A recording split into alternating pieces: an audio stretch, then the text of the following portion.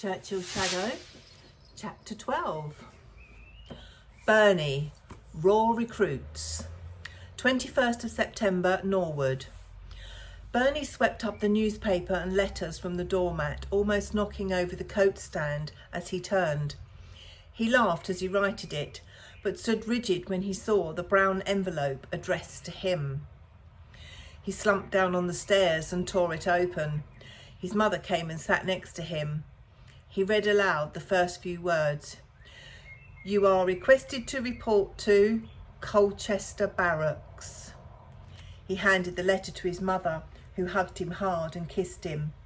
"So I'm going to lose my baby boy?" Emily wiped her eyes with her apron. "Well, your granddad was a major in the Great War. It would take more than them Nazis to destroy us." "I knew it was coming, Mum. Once you're 18, you get a letter from the Ministry of Labour and you're conscripted. Made to fight whether you want to or not. I suppose we all have to do our bit. At least I won't be too far away. Hopefully I'll get home for some of your wonderful cooking.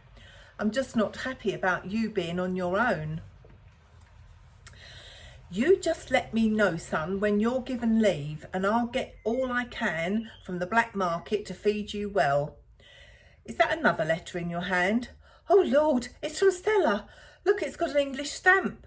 Oh, Bern, she must be back. Thank goodness." She ripped it open and her face fell. "She's still in France. Someone is smuggling her letters out and posting them from..." She paused as she studied the postmark. "Aha, Southampton."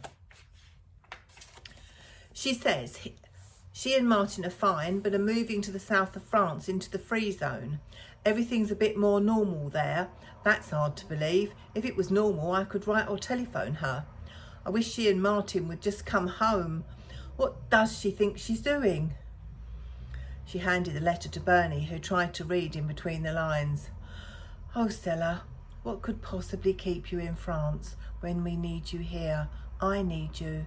And now I'm going away. Mum needs you too." The same day in Brighton. 17-year-old Johnny Smith sat on the stairs in the hallway of his parents' small council house, awaiting the postman. There was a clank as the box was opened and a whoosh as the letters landed on the mat. He rushed forward and picked out the brown envelope addressed to him with on his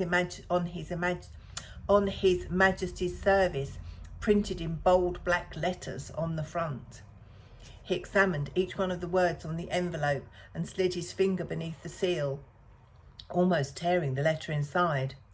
"You are requested to report to Colchester Barracks." He ran into the kitchen, thrust the envelope into his mother's hand, and before she could say anything, he left the house and ran to the end of the road to Tommy Farr's long bar.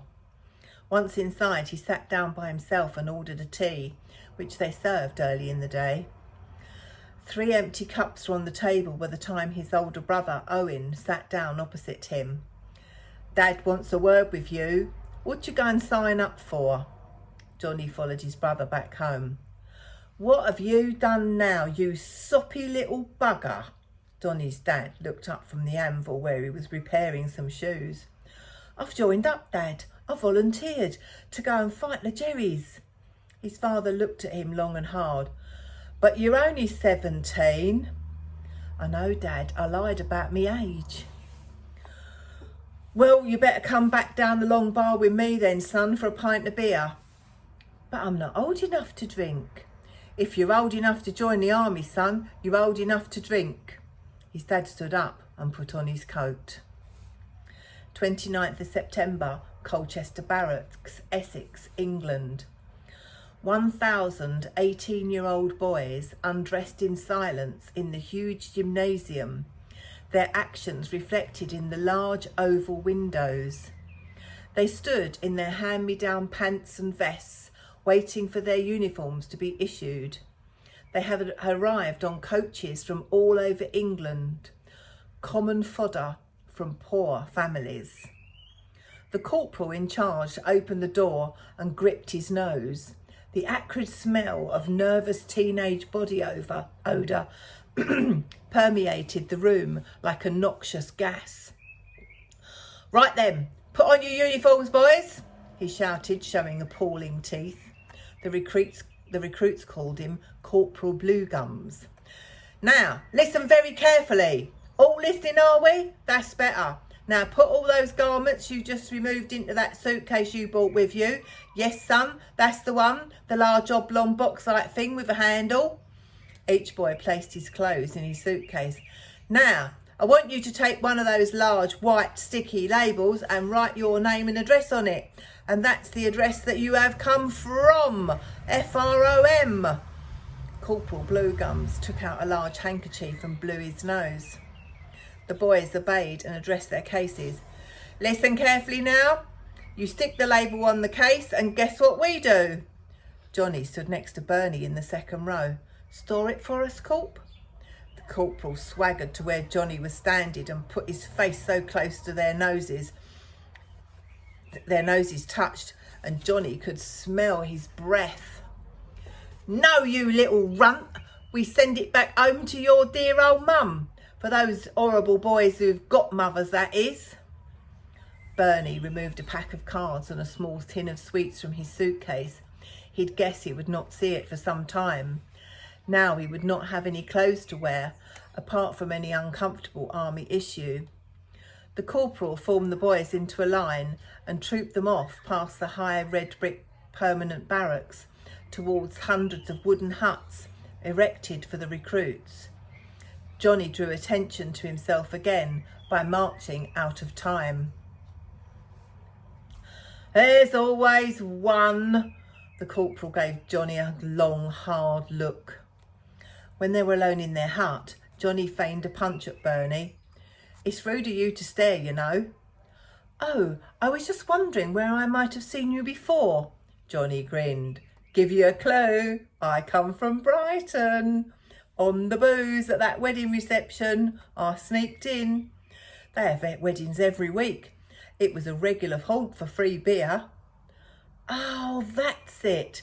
I knew that you weren't invited. How'd you know? Bit of a detective, are you? No, but my uncle is. And you didn't know the groom's name for a start. And no one hires a suit as bad as yours.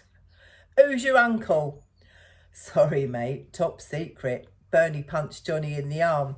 Army injections. Johnny squared up to Bernie. Bernie stood up to his full 6'3" and looked down at Johnny. All right, I'm not going to take on the biggest recruit in the barracks. Johnny held out his hand. Let's call it evens. Bernie took his hand. Evens then.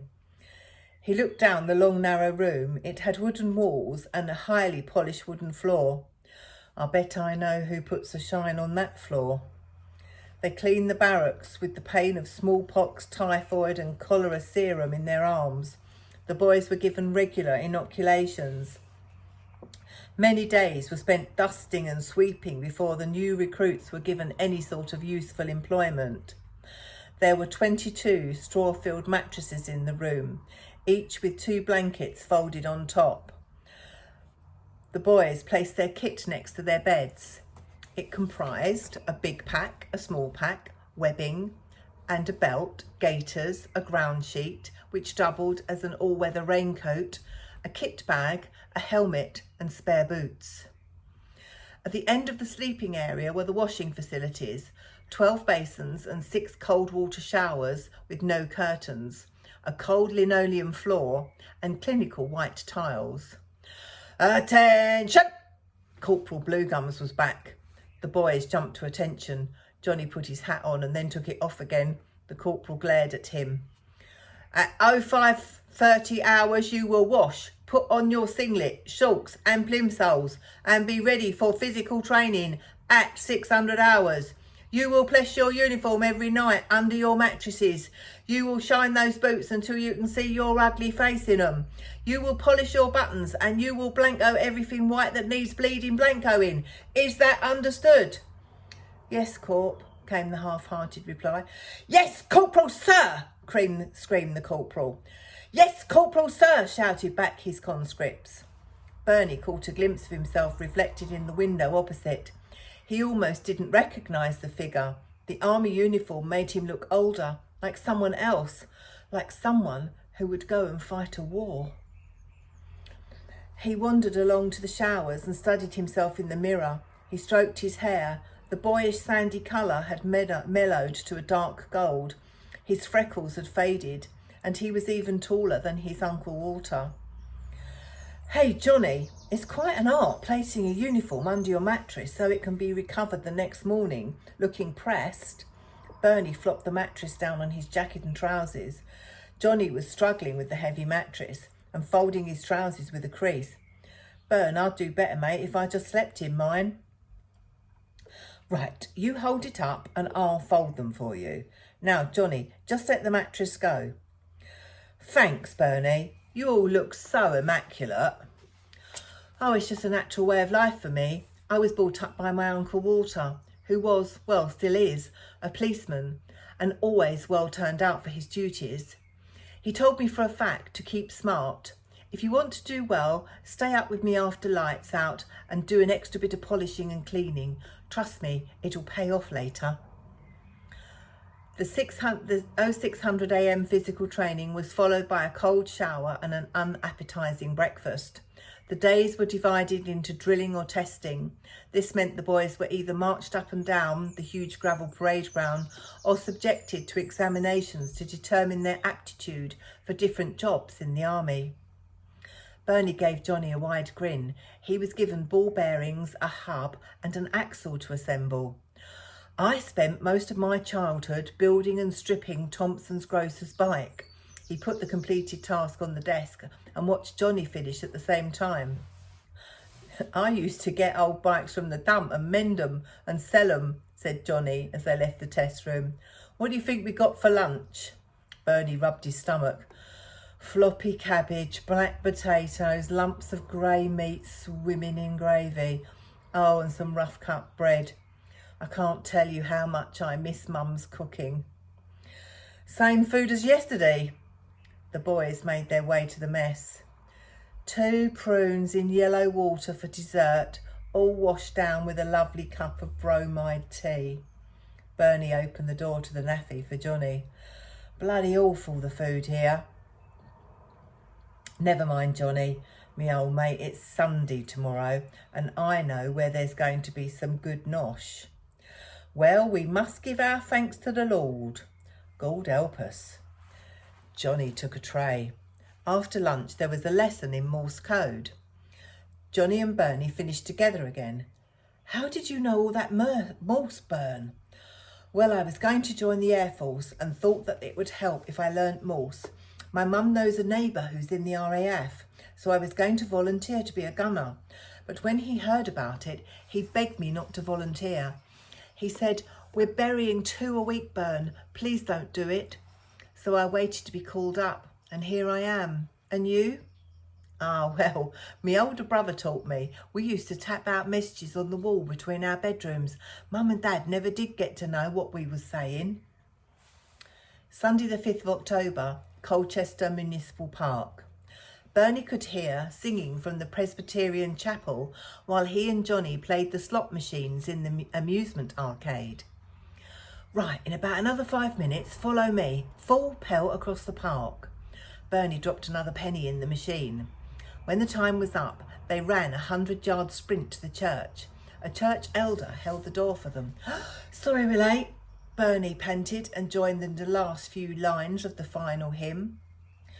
"Now, if everyone would like to retire to the church hall for afternoon tea," said the minister, "please feel welcome." There were plates of sandwiches, stacked sumptuous cakes, pots of tea. Bernie looked at Johnny. "Tea?"